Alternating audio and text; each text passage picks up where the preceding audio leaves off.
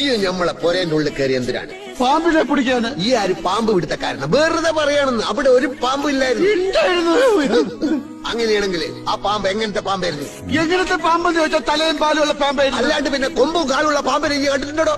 ആ പാമ്പ് എങ്ങനെ ഇരിക്കും എന്നാണ് നമ്മൾ ചോദിച്ചത്. പാമ്പ് ഇരിക്കണല്ല, ഏഴതായിരുന്നു. എന്നാൽ ആ പാമ്പ് ഏത് ജാതിയിൽപ്പെട്ട പാമ്പായിരുന്നു? ജാതിയാ? നെറ്റിമൊരു കുറിയുണ്ടായിരുന്നു. അപ്പൊ അയ്യകാരാവും.